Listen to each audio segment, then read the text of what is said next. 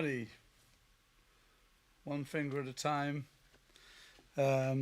Except we've moved on now. We've got more than one finger at a time. This lesson we'll be using 11 fingers. Only joking about that, of course, in case you're starting to panic. So, I'm trying to think. I've been sitting here trying to think what to do today because we've covered a lot of ground in the New Orleans context, and I was saying to she who must be obeyed at all times, if there's 100 people listening, there are probably 40 for whom the stuff is too easy, 40 perhaps who are finding it a bit of a challenge, and about 20 for whom it's just exactly what they need right at the right moment. So I'm always having to try and think about that. Today I thought we could either do boring stuff, which is important, which is playing major chords and minor chords and all the different keys, parrot fashion. Maybe that's for another time. But I think fun is perhaps more important today. So I'm going to teach you how to play the riff from Liberta by Huey Piano Smith and the Clowns. And Liberta was actually released, it wasn't released under Huey Smith's name, it was released under Bobby Marchand's name. Bobby Marchand was the singer, famous more for his flamboyant personality. And Mac Rebennack told me that the first time he met Robert Marchand, it was introduced as Roberta. And Roberta was wearing an evening gown with heavy lipstick. And it wasn't until later on he realized when Robert came in the room that it was the same person. Bobby Marchand was the singer, but Huey Piano Smith was the pianist, one of the great names from the 20th century of New Orleans piano stylists, and the only one that's left with us. Getting old, living in Baton Rouge, but he's still around, amazingly. And so this tune is called Liberta, and it's a lick that I heard Fess play. I didn't hear him play it. I heard Booker play it, and I heard Mac Rebennack play it. I heard Alan Toussaint play it. And I think Huey Smith probably heard it from somebody else. None of these things, or very few of these things, suddenly arrive on the scene. They're always influenced by what somebody else did somewhere back in the past. So we've been doing most of the stuff in C, and I'm going to throw you into the deep end with E flat. And E flat is a key that's very different, but quite popular in New Orleans because it's a very convenient key for saxophone players and trumpet players and trombone players. And New Orleans is a horn town, so quite often the piano player was there really to accompany the trumpet players and the horn players, who had prominence really because the horns feature largely in the marching street parade music. It's very hard to second line and march down the street with a piano. The horn players, a lot of horn players, very prominent, and they often decided the key. So piano players, you've got to learn to play in E flat. And so where is E flat on the keyboard? So let's start where we always start with C, to the left of the two black notes. C, and these go up alphabetically, so the next one's D, the next one's E, and we're looking for E flat, so that's got to be this one. It's also called D sharp. There's C, D, sharp goes up. That's D sharp, go up to E, flat goes down. You end up on the same note. So it's got two different names. So we're going to call it E flat for today. So there's the note of E flat. So how do you find the chord of E flat? Well, we know the chord of C is these three. And so you might very well think, well, okay, if that's E flat, then this must be E flat. And it is, but it's E flat minor. We don't want E flat minor. We want E flat major. And this is the minor note, the melancholy note. And we have to sharpen it. And now we've got E flat. E flat major. So if you're playing E flat major, go the other way. If you're playing E flat major and you want to play E flat minor, you take this note, this note, and flatten it. So there's E flat. So play E flat. It comprises of the notes of E flat, G, and B flat. See? B flat. If that was B, it would be there. But it's B flat. And another name for B flat, of course, would be A sharp. Same logic as before. So there's E flat. So play it in the first position. Now play it in the second position. See that? Look at the notes you're playing. Memorize where they are. It's a bit of a cluster of information, so it's kind of hard at first to really... How do you take a mental snapshot of that? Well, break it down. Let's just look at this one. Look at this note here where you're playing with your thumb. That's the same note as this note. So instead of playing it here, play it here. See that?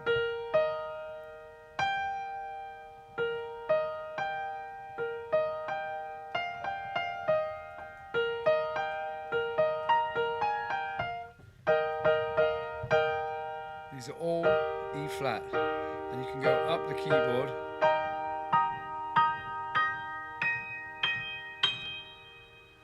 and then play a big strong E flat on the bass.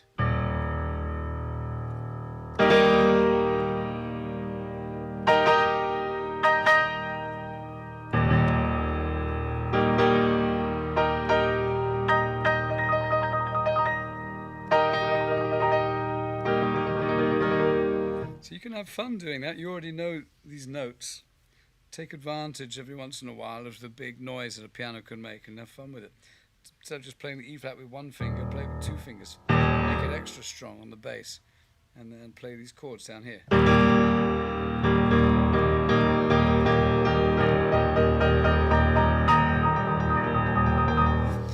So it'll take you a little while just to get familiar with these shapes, but that's exactly what you have to do. You have to get familiar with the shapes.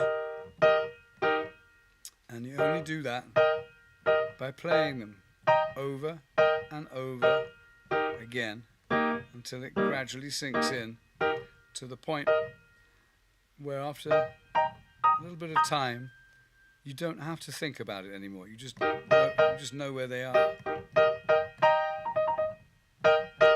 And that's a long process, but it is a process, and if you persist you will get there.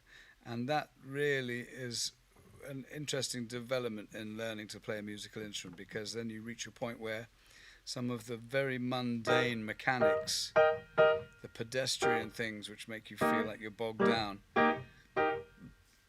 suddenly give way to the next stage where you've got that, and it's almost like growing a pair of wings and then taking off, and then you're really getting into some other areas of music which will allow you to get inspired and play some beautiful stuff and derive enormous pleasure from it. But it's a bit like language. You have to learn the vocabulary to the point where you don't think and stumble on every single word, and then you can start composing sentences. So you assemble these building blocks so that you can then think in bigger chunks. So that's E flat. Once again, there's the note. There's E flat major, the chord. Here's another way of playing the chord, another inversion. And there's another inversion. And you go up to the next inversion and you're basically repeating the one you played first of all, but an octave higher. So there's only the first shape, second shape, and the third shape. When you get beyond that, you're repeating yourself. There's only three ways. And that's the same with C, or F, or E. So let me play you Liberta. I'll give you a little taste of what it's like. It's kind of fun. And this is going to test, it's going to be a good thing for your muscles and hand independence and getting a bit of confidence with the keyboard and doing a little bit of stretching out. So, yeah, I'm going to play it to you first of all.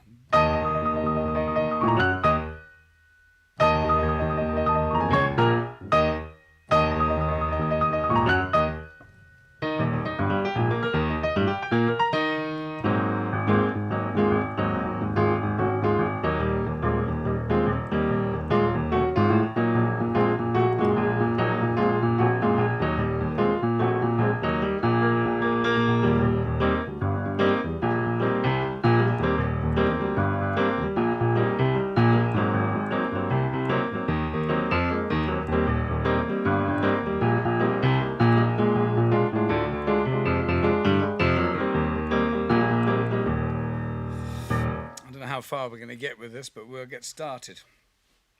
First thing, E flat up here.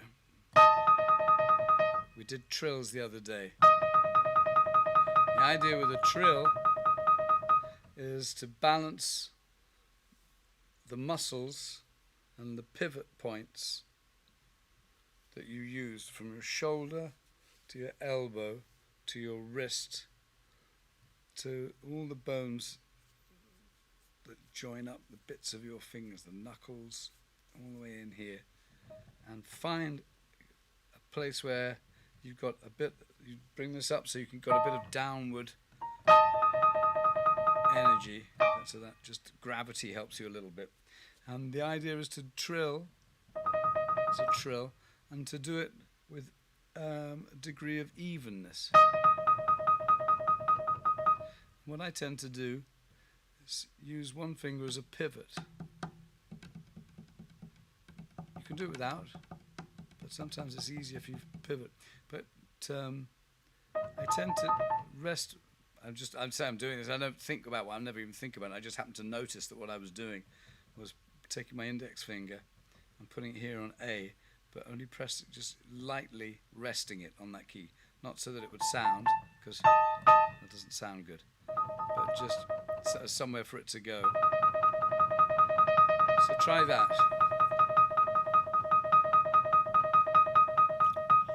Try slowing it down and speeding it up.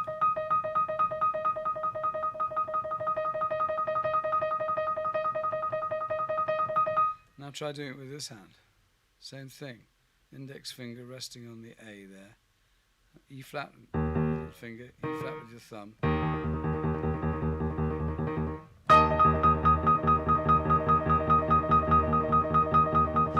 If you've got a sustain pedal on the piano or your electric piano, press that down and you let all the strings ring out.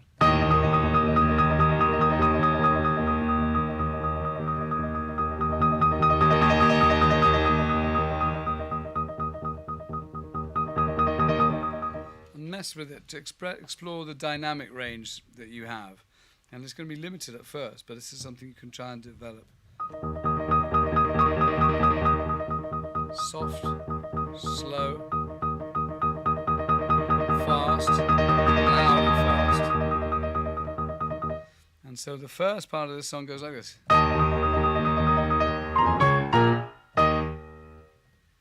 And you're playing 4 octaves in unison. It's the first note, second note,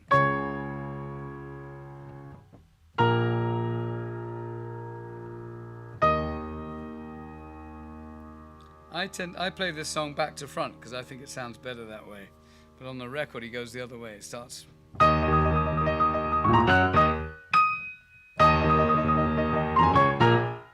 like to go.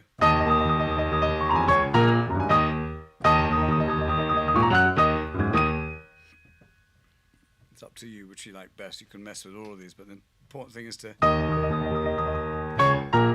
when you do this, or hit all the keys at the same time.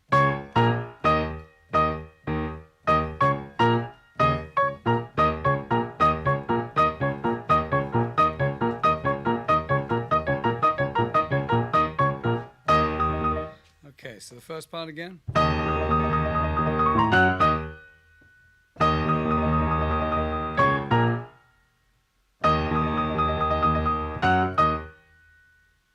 That's it, I'll do it again.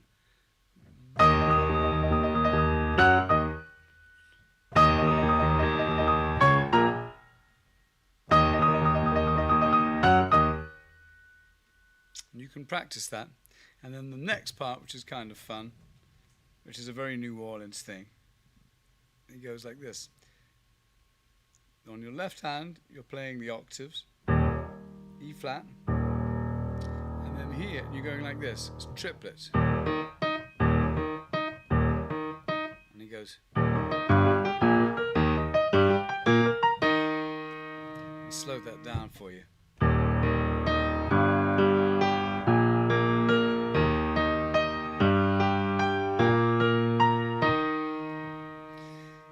it's an E flat major chord. It's the chord we started playing. You're just arpeggiating the chord. You're playing the notes in the chord one at a time in a sequence. So you're going like this. When you do that, it's an arpeggio. That's the chord, but you're just breaking up the notes. And so here we're using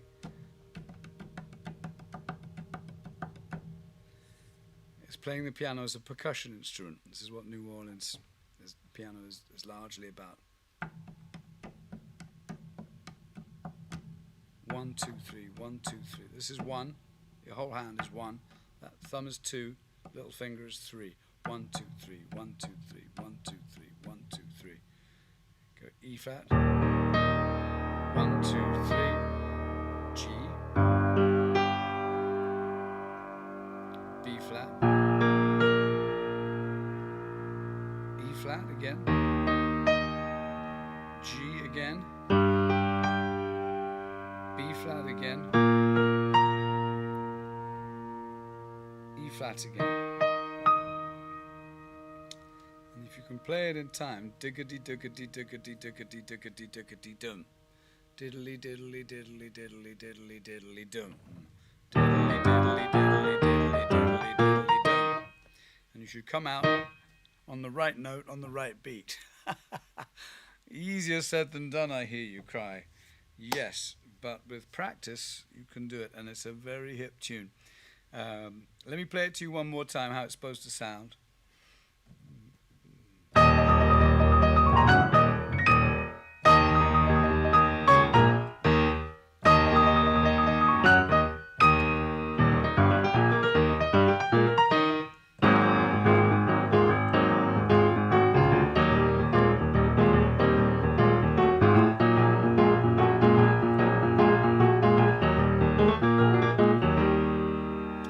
This part, after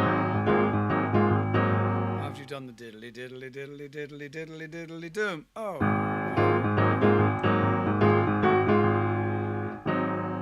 what we're playing there is an A flat 7th.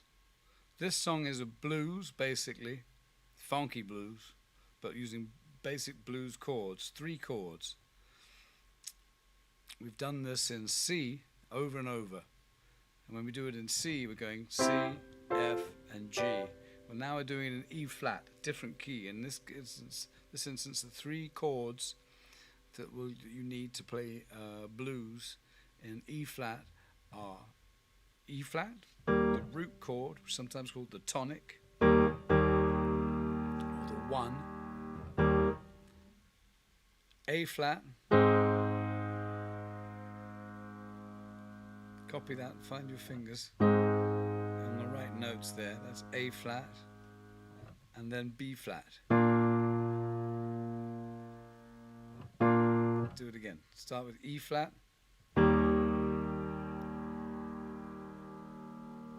Got it? A flat.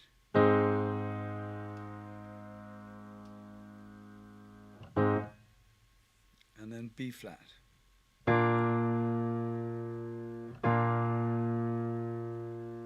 Play A flat again. And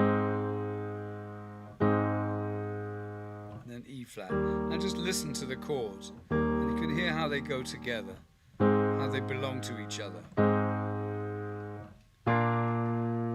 And that how the E flat is always, when you get back to it, it feels like you're back home again. It's like you've stepped out into the yard,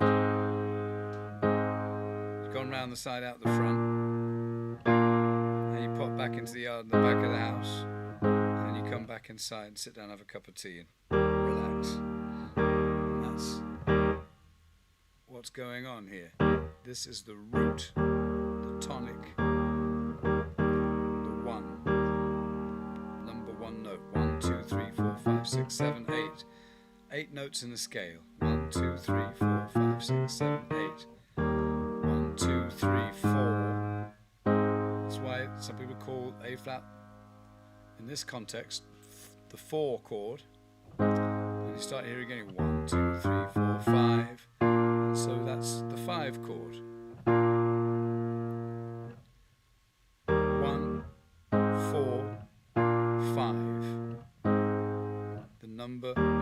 that by playing the major scale. 1, 2, 3, 4, A flat, 5. So 1, 4, 5 is a term you'll hear when people are talking about the blues, and quite often if you're on a gig playing and somebody goes like that, the band leader goes like that, and it's a signal to go to the 5 chord, 4 chord and the 1. There's other signals they use too. B flat, E flat, because it's got 2 flats in it, 3 flats in it. You don't need to know that, but sometimes you'll see a band leader giving signals to the band members, and there's a few hand signals, but these are the common ones. Go like that, everyone knows go to the 5 chord. We're in E flat, so the 5 chord when you're in E flat is B flat. Alright, so play A flat. Now play the bass and make it nice and thick by playing it not just with 1 finger, with 2 fingers, so you fatten it up. Make it sound big. Now let's throw a spice in there, because this is like cooking a meal, a bland meal with no spices. So take your thumb here and take it off A flat, because if you look, we've got 1 A flat, another A flat, and then this A flat. There's 3 A flats. A flat is pretty well represented. We can afford to lose one. So take your thumb and move it to the next black note down, and that's a 7th, another number. And then once again, the number is relevant to where that note lands on the major scale. You don't need to know that, just play it, and it just sounds good. It's a good blues chord. Now go. The thumb goes up here, this finger goes up here, and go. And with your left hand, roll these notes.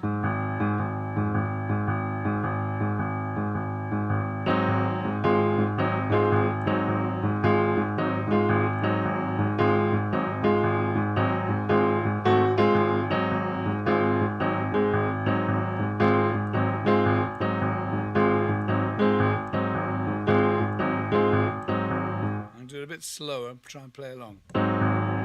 1, 2, 3, 4, and I'm going. 1, 2, 3, 4, 1, 2, 3. The 1, 2, 3, 4 lands on the bass. 1.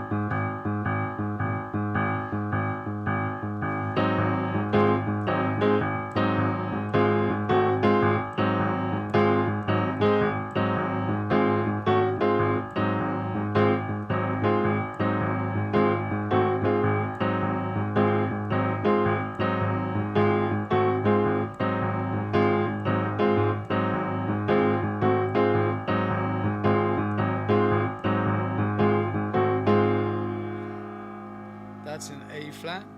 Now move your fingers down to E flat.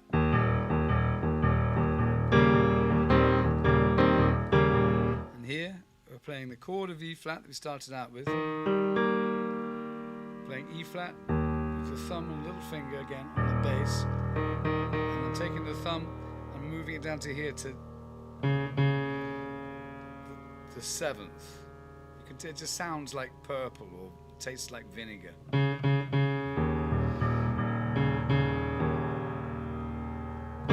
That's a really great blues chord. It just that's it. When you play that, that's a blues. You're in New Orleans. And then do the same as we did in the other one. Look what goes on here.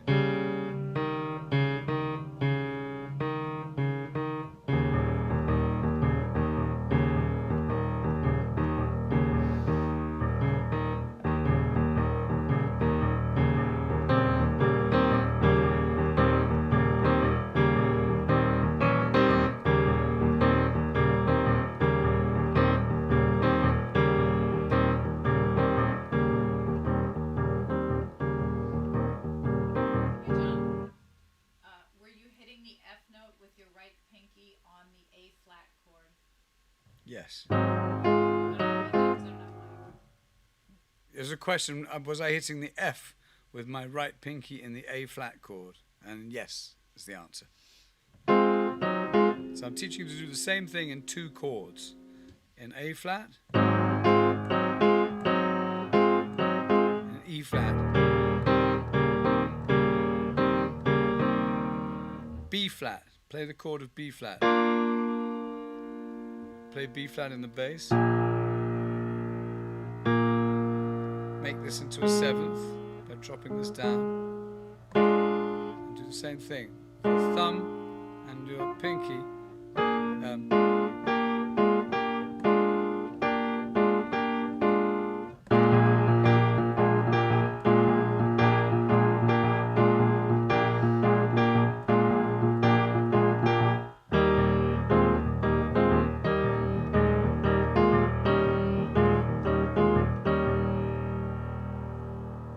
So A flat, I'm going to play them quickly, just watch and listen.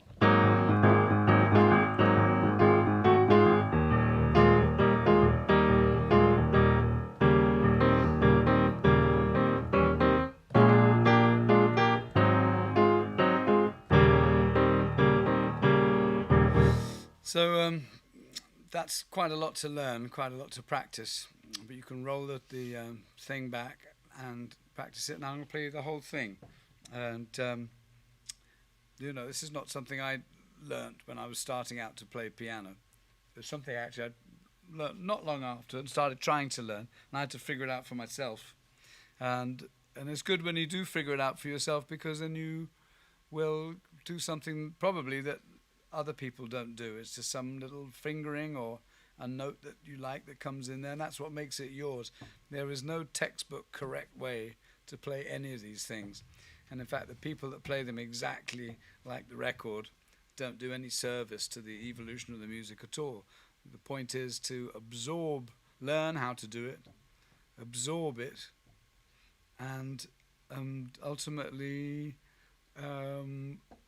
put something of your own into the way you phrase it or the way you play it. John, please call out each chord again as you play it. Please call out each chord, okay. As you play it. All right, so I'm going to start with the introduction.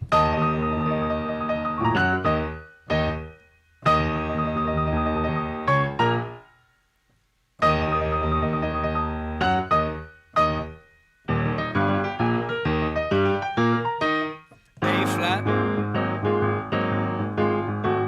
E flat, B flat, A flat, E flat, E flat. Here we go, going around the E flat, A flat, E flat, B flat, A flat, E flat. I ain't mad at you, Roberta. Don't be mad at me. I ain't mad at you, Roberta. Well, don't be mad at me. 1 and 1 is 2 now. Well, 1 and 2 is 3.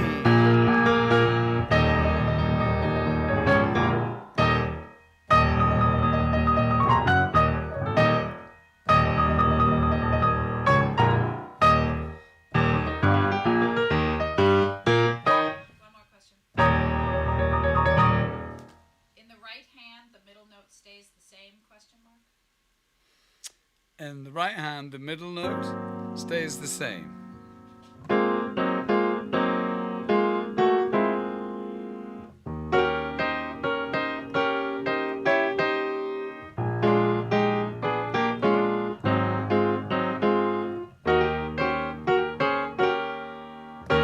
And there you have it. You know, don't be disheartened if you're thinking, man, it's going to take me a week even just to learn the first bit. As I say, I'm trying to pitch these so that some weeks it works for people who already have a little bit of knowledge, and other weeks lessons that are suited to people who are really just starting out. But it's good to try something ambitious, because that's how you learn. If it's a challenge, that's how you learn. But as I say, you can wind back the tape and YouTube, or you can watch these on Patreon, of course. Yeah, after a week they go to the Patreon site, Patreon John Cleary, and all of the lessons there now are archived and in sequence, so you can go through those. You can find out more by going to patreon.com, typing in my name. Grab the bits that work for you, and if you just spend half an hour just trying to get your head around that and do them slowly, because they sound good, do them quietly.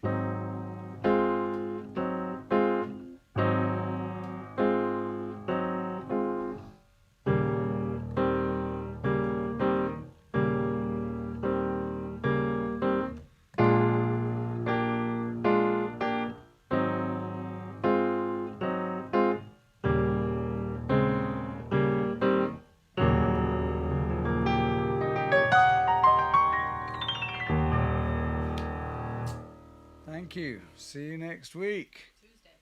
Tuesday. Yeah. Yeah, you're right. Have a good weekend.